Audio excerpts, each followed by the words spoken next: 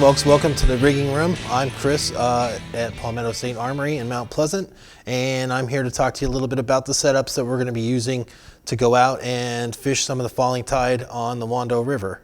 It's been a really good spring this year for both redfish and trout after the relatively mild winter that we had. Record-sized trout are being caught in great numbers the last few weeks, and we're looking to hope to get in a little bit of that action. What I wanted to do was show you two different artificial setups that I like to use in the Wando. One of them is going to be more for the falling tide situation as the redfish and the larger trout work their way out of the flats and the creeks and into the main river channel as the water level drops. So we're going to go back to one of my favorites, which is the Z-Man 5-inch paddler. This time we're going to be using opening night, which I find to be a tremendous color to use on the Wando. It just kind of sparkles like a mirror ball as it works its way through the water. As you'll notice, you've seen the paddle tail before. It's got a big tail that's going to thump along as it swims through the water. It's got a lifelike tail action, and you've seen before that we like to use these Gamakatsu weighted worm hooks. However, today we're going to be using a trout-eye jig head. These trout-eye jig heads were developed here in Charleston Market and have been a phenomenally popular jig head since their release a little over a year and a half ago. So rather than running this in a way that makes it weedless, we're going to want to fish this either off the bottom or along the edges of the grass line. So a more exposed hook will likely result in more effective hookups. So what we're going to do is just work this through and out through the top with a more exposed hook than you'll get with the Gamakatsu hooks. So the way to do this is to just line the jig head up with the bait, see where it's going to come out the top, and then just work the bait on out through the top. And one thing you're going to want to remember to do with the Z-Mans, especially if you're using these trout eye jig heads, is to sort of peel the bait up and over the barbs so that it stays in place. You want as natural a looking bait as possible, and these eyes on these jig heads really do a phenomenal job of adding life to your baits. So that's one setup we're going to use, and that's what I'm going to be using on about a foot to a foot and a half long 20-pound test leader, and fish it right along the grass line and up into the marsh to try to catch the redfish and trout that are going to be vacating as the water level drops.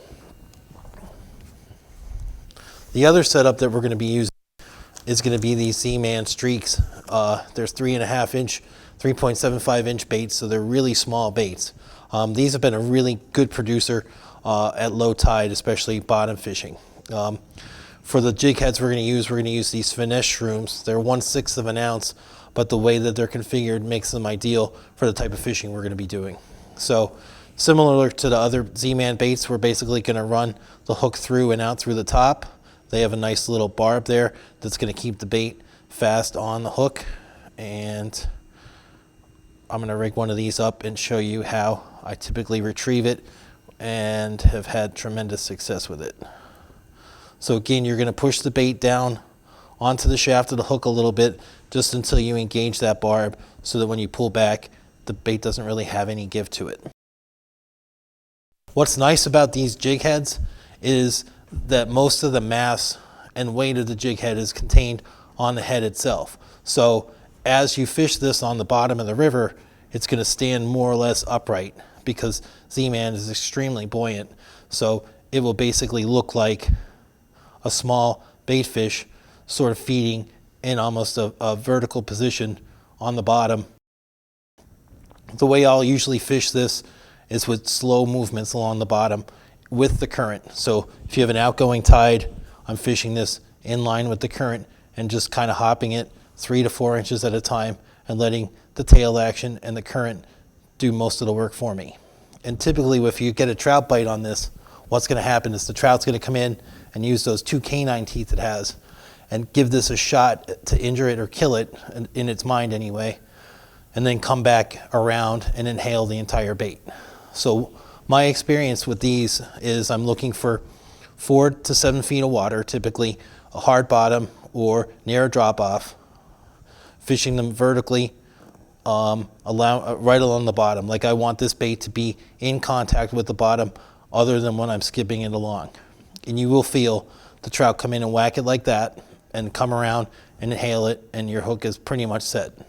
And the bait will probably be about halfway down its throat.